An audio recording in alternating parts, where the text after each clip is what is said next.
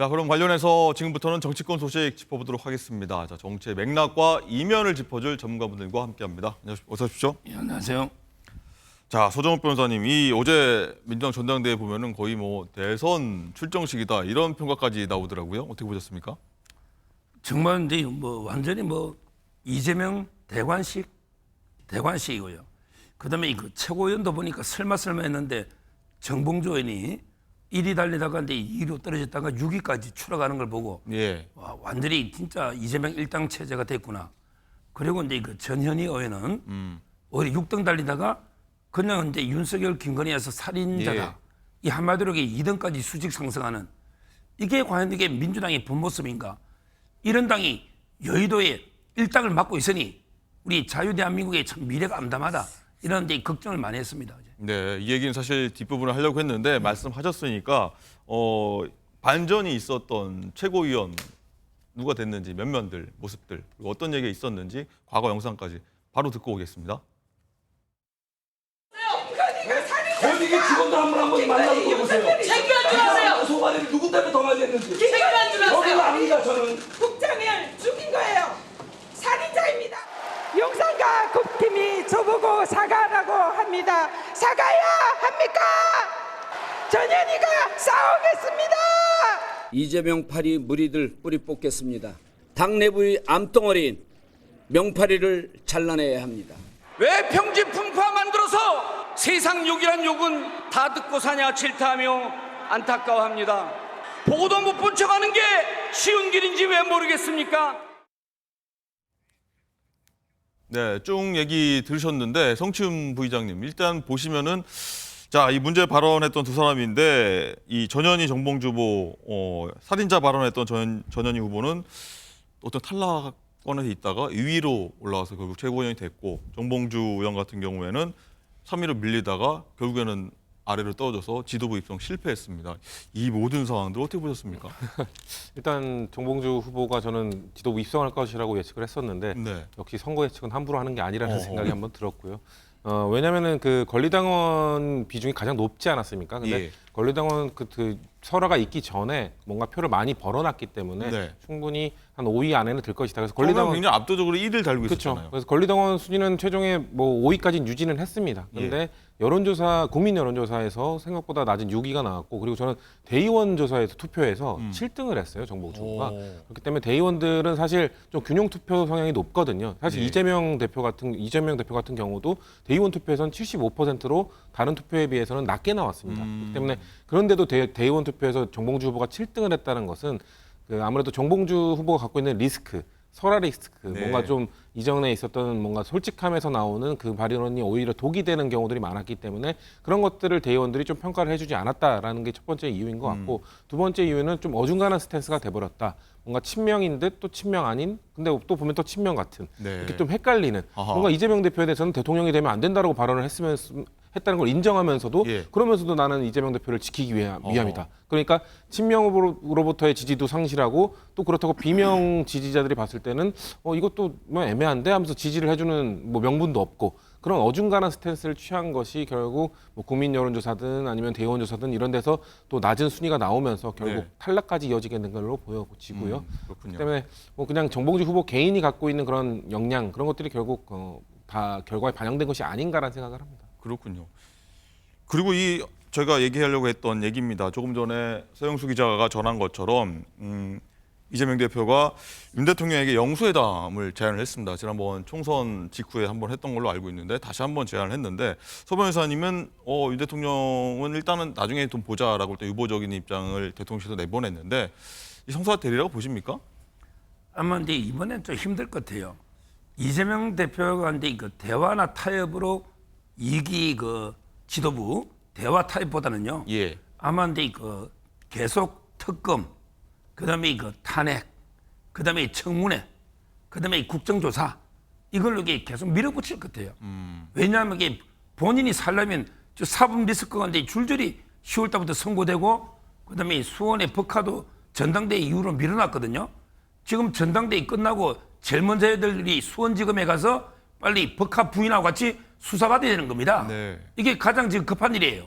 본인이 수사 재판 계속 줄줄이 선고되는데 뭐 대화 타협이 되겠습니까? 뭐 저는 영수회담은 어렵지 않나 봅니다. 그렇군요. 지금 보면은 화면에 국회 앞에 당선 축하하는 화환이 굉장히 쭉 많이 있는 걸 좀 볼 수가 있는데 성춘 부의장 어떠십니까? 이 영수회담이 뭐 성사돼야 된다고 보십니까? 어떠십니까? 성사되어야죠. 그 이재명 대표가 지금 영수회담과 함께 한동훈 대표와의 정책 토론도 하자고 얘기하지 않았습니까? 예. 전 두 가지 모두 성사가 되어야 된다고 생각합니다. 지금 막혀 있는 이 전국 상태를 뚫기 위해서는 사실 한동훈 대표와의 회담도 중요하지만 전 윤석열 대통령의 입장 변화가 좀 필요하다고 생각하거든요. 지금 사실 민주당이 뭔가 계속 뭐 입법 독주를 하고 있다고 비판들을 하는데 사실 입법 독주를 한다고 비춰질 수밖에 없는 이유가 뭔가 국민의힘이 합의를 하지 않지 않습니까? 합의를 하지 않는 이유는 대통령실에서 결국 그거 받지 마라, 협의하지 마라라는 오더를 뭐 명령을 내리고 있기 때문이라고 저희는 보고 있기 때문에 네. 윤석열 대통령이 그 국회에서 뭔가 협의안을 만들어 온다면 난 거부권을 행사하지 않겠다.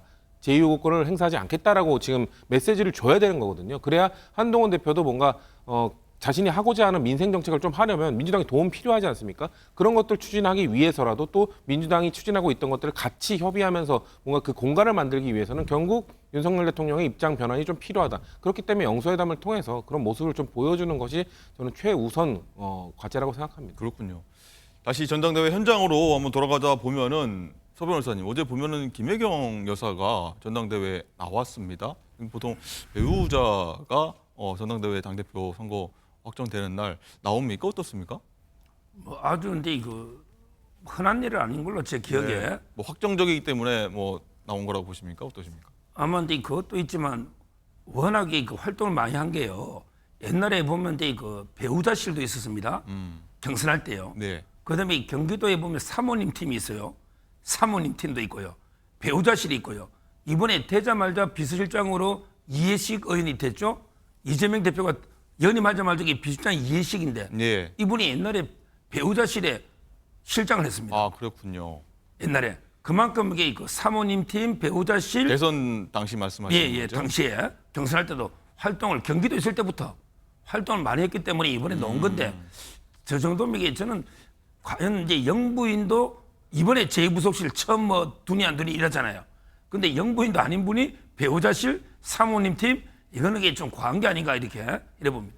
알겠습니다. 자 그런가 하면요 전당대회 영상 축사에서는요 문재인 전 대통령이 등장을 했습니다. 자 그래서 일부 당원들이 문재인 대통령이 축사 영상 와중에 좀 야유를 보내는 상황도 벌어졌는데 어떤 반응 나왔는지 한번 영상으로 보겠습니다.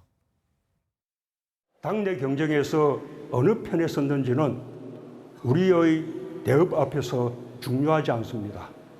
확장을 가로막는 편협하고 배타적인 행태를 단호하게 배격합시다. 당원 동지 한 분 한 분이 확장의 주체가 되어주시길 바랍니다. 아우르며 전국에서 고르게 지지를 바랍니다.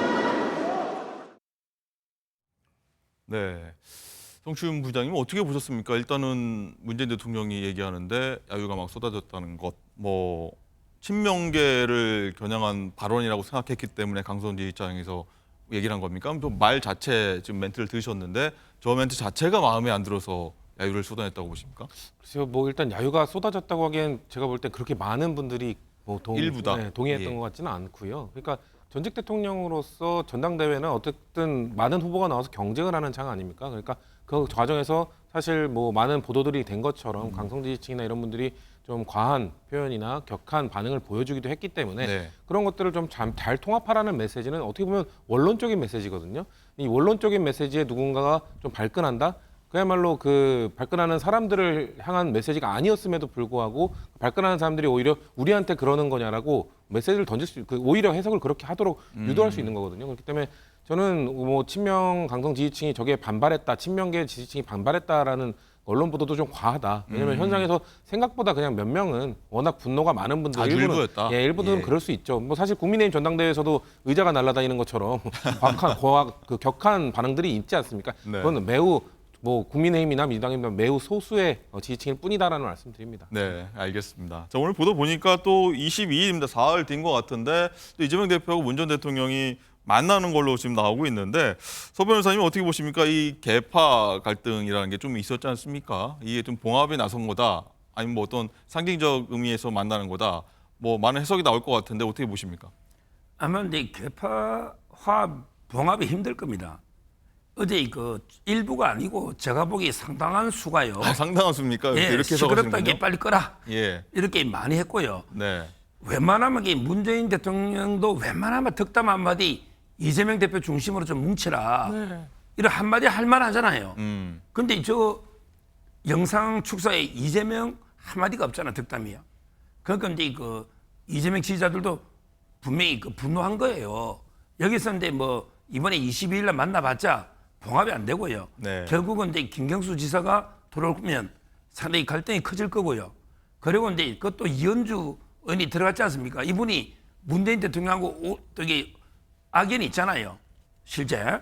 아마 근데 저는 봉합은 어렵고 오히려 김경수 지사가 들어오면 상당히 그 분열이 더 커지지 않을까 이렇게 봅니다. 그렇군요. 어쨌든 이 두 양당 대표가 다 정해졌습니다. 뭐 이재명 대 한동훈, 한동훈 대 이재명 이제 2라운드가 펼쳐질 것 같아서 굉장히 시끌시끌해질 것 같다 이런 전망들이 많이 나오고요.